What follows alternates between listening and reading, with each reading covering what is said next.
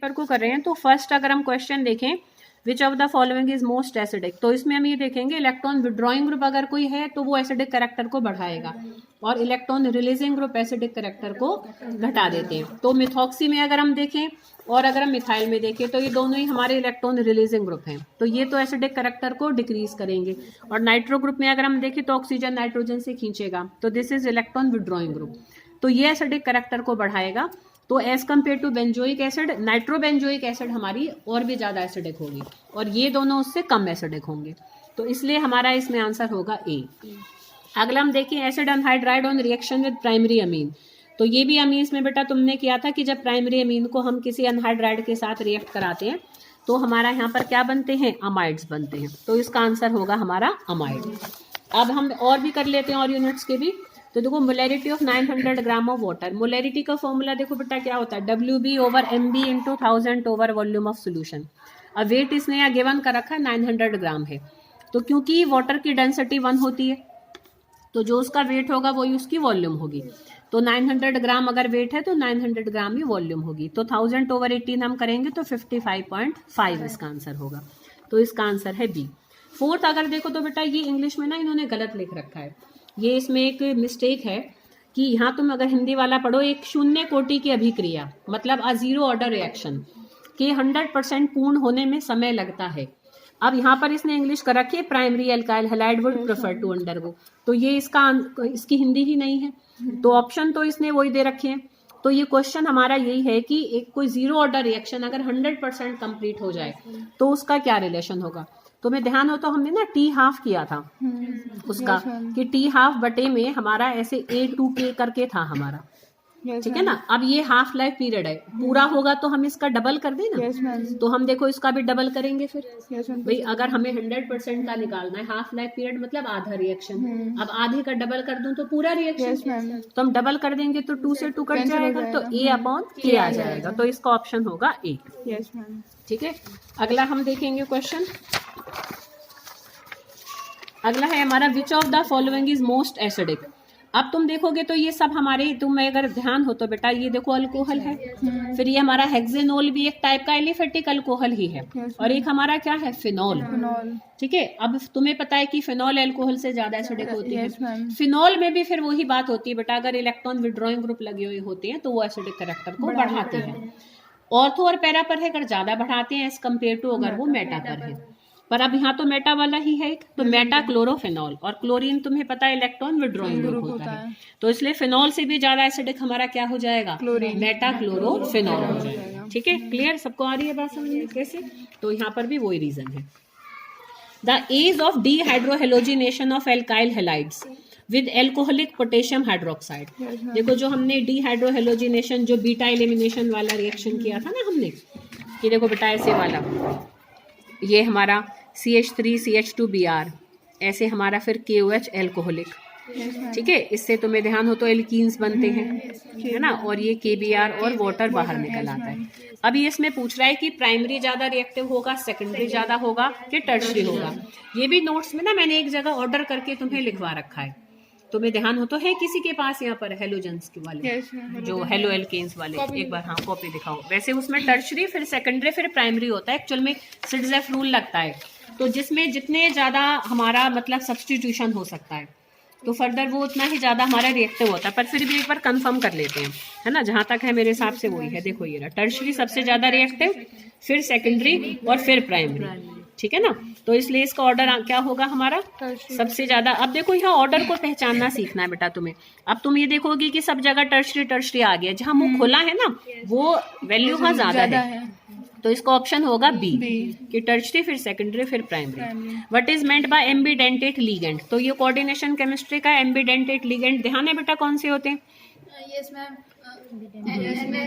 NO और ON वाले। हाँ ये तो एग्जाम्पल है, इसलिए पता है अब तुम्हें इस चीज के ऊपर एक परफेक्शन लाने की। कई बार हमें क्या होता है कि क्वेश्चन देखकर हमें ऐसा लगता है कि हाँ आता है, क्योंकि तुमने वो कई बार सुन लिया, कई बार पढ़ लिया, असाइनमेंट में तुम्हें ध्यान है कि क्वेश्चन किया था, टेस्ट में किया था, पर अब तुम लिखते टाइम उसमें कितना परफेक्ट हो, तुम्हें वो याद कितना है। क्वेश्चन तुम्हें बस रिजेम्बलेंस एक फील हो गई, इससे नंबर नहीं आएंगे। उस क्वेश्चन में तुम लिख कितने परफेक्टली रहे हो, नंबर तुम्हें उससे मिलेंगे। ठीक है। तो अगर तुम्हें जब कभी भी ऐसा लगा करे ना, तो अपने नोट सारे साथ रखकर बैठा करो, कोई भी पेपर उठाओ तो तुरंत उसको देखा भी करो। पहले तो अपने माइंड में सोचो, तुम्हें याद है तो ठीक है, याद नहीं है तो देखो उसको, तुरंत साथ साथ देखो ताकि तुम्हें ध्यान आ जाए।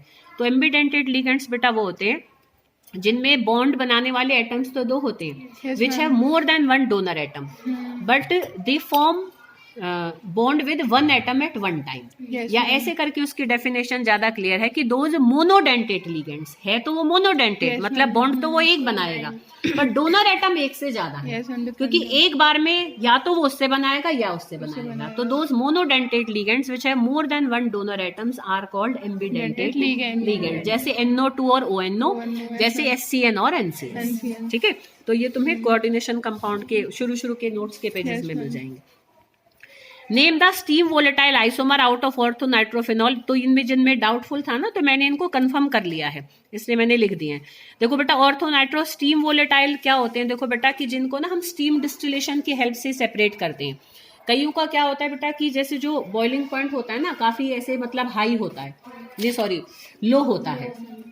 तो अब हमें उनका ना बॉइलिंग पॉइंट एक तरीके से, अब जैसे स्टीम के हेल्प से स्टीम को भी मिलाकर हम उसका क्या करेंगे, ओवरऑल वेपर प्रेशर को बढ़ाएंगे। ठीक है, देखो बॉइलिंग पॉइंट हमारा क्या होता है? बॉइलिंग पॉइंट वो होता है जब हमारा वेपर प्रेशर एटमॉस्फेरिक प्रेशर के बराबर हो जाता है, यही होता है ना बेटा हमारा। तो ध्यान करो, ऐसे तुम्हें मैंने बताया था कि भाई अगर हम एटमॉस्फेरिक प्रेशर को अगर हम बढ़ा दें, जैसे हम कुकर में करते हैं, तो हम प्रेशर, एक्सटर्नल प्रेशर बहुत इंक्रीज कर देते हैं, तो वो देर में जाकर उसकी क्या है भाई, पहले अगर 760 mm तक अगर हमें बराबर करना है, तो हमने गर्म किया 760 mm, उसकी वेपर्स का प्रेशर हो गया, बॉइलिंग पॉइंट आ जाएगा। और ऊपर का प्रेशर ही अगर मैं 1000 कर दूंगी, तो अब उसको 1000 तक आने में टाइम लगेगा। इतनी देर में चीज गल लेगी हमारी। तो हम कुकर में ऐसे हम एक्सटर्नल प्रेशर को बढ़ाकर उसके बॉइलिंग पॉइंट को अचीव कराते हैं। ऐसे स्टीम डिस्टिलेशन में हम क्या करते हैं, स्टीम्स की वेपर्स को और देते हैं, मतलब जो हमारी यहाँ से वेपर निकल रही है ना, वो कम निकल रही होती है, मतलब वो कम वोलेटाइल है हमारा, तो हम स्टीम की वेपर्स को और एड ऑन करा देते हैं। अब एक्सटर्नल प्रेशर अलग होता है, है ना। अब मान लो 760 mm ही है, पर इसमें से वेपर कम निकल पा रही है, ठीक है ना। अब कम निकल पा रही हैं, तो इसका मतलब इसका बॉइलिंग पॉइंट हाई होगा बेटा। ठीक है, तो जिनका बॉइलिंग पॉइंट हाई है, तो वो वहां तक आने से पहले वो टूट जाते हैं। तो अब हम उनको कैसे सेपरेट करें वेपर फॉर्म में? तो हम उसमें स्टीम्स की वेपर्स को मिक्स कर देंगे, तो उनका मिलकर प्रेशर 760 mm जल्दी अचीव हो जाएगा। समझ में आ रही बेटा बात? तो जिनका बॉइलिंग पॉइंट हाई होता है ना, उनको हम स्टीम डिस्टिलेशन की हेल्प से क्या कराते हैं, सेपरेट कराते हैं। तो वो हमारा ऑर्थो नाइट्रोफिनॉल होता है, ऑर्थो नाइट्रो और पैरा नाइट्रोफिनॉल में से। हाई कैसे होता है यहाँ पे? नहीं देखो, अब मान लो इसकी वेपर हमारी 100 mm निकल रही हैं, तो और बहुत गर्म करेंगे तब जाकर 760 आएगा। अब मान लो मैं 500 वेपर इसमें पानी की मिला दूंगी, तो जो 100 पर जब 100 mm था, तो इसकी तो 600 mm हो गई ना। तो अब उसको एक सहारा मिल गया, वेपर प्रेशर, वाटर की वेपर्स जब मिल जाएंगे, तो इसका टोटल वेपर प्रेशर जल्दी एक्सटर्नल प्रेशर के बराबर हो जाएगा। तो हम उसको जल्दी बॉईल ऑफ करा लेंगे। अगर लेट कराना है तो हम कुकर या कोई भी भारी ढक्कन करते हैं, और अगर हमें जल्दी बॉईल कराना है तो हम स्टीम की हेल्प ले लेते हैं, या एक्सटर्नल प्रेशर को कम करके भी कर सकते हैं कि हमने भाई ऊपर से प्रेशर ही हटा दिया, कम कर दिया, तो तब भी बॉइलिंग जल्दी हो जाएगी। ठीक है, तो स्टीम की हेल्प से जब हम कराते हैं, तो वो हमारे स्टीम वोलेटाइल कंपाउंड्स होते हैं, जैसे कि इन दोनों में से है हमारा ऑर्थो नाइट्रोफिनॉल। ठीक है, यहाँ एक नंबर का है, बस तुम्हें एक वो ही लिखना है, कोई रीजन नहीं देना, वो तो मैंने तुम्हें वैसे समझा दिया। ठीक है, फिर भी कहोगे रीजन भेजो, तो मैं तुम्हें वहीं भेज दूंगी, कहीं नेट पर अच्छा लिख रहा होगा, यही होता है बेसिकली, पर फिर भी मैं तुम्हें कहीं अपनी नॉलेज के लिए भेज दूंगी। Convert benzyl chloride into benzyl alcohol. तो यहाँ पर देखो हमारा ये बेंजाइल क्लोराइड, बेंजाइल क्लोराइड क्या बनेगा, ये है ना। अब इसमें हमें बनाना है इससे बेंजाइल अल्कोहल। हाँ तुम बताओ, बहुत आसान है, रिएक्शन एक ही स्टेप का है। हेलो एल्केन से अल्कोहल बनाने हैं, अब बताओगे जल्दी। तो ये हेलो एल्केन है ना, एक्वस KOH, सिंपल।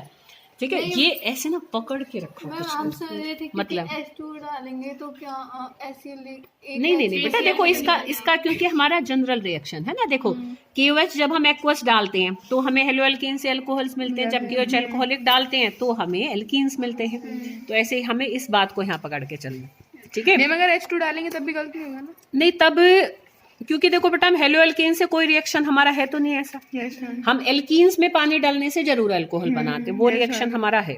अब हम यहाँ अपने हिसाब से बेटा हम तुक्का भी तो नहीं मार सकते ना, जो हमारा वेल प्रूफ रिएक्शन है, जो भाई एक्सपेरिमेंटली कंफर्म्ड है, हम उसी को तो करेंगे ना यहाँ पर। ठीक है, तो ऐसे करके तुम अपने भी साथ साथ लिखते चलना, क्योंकि तुम्हें ये कोई याद रहेगा फिर भूल जाओगे नहीं तो।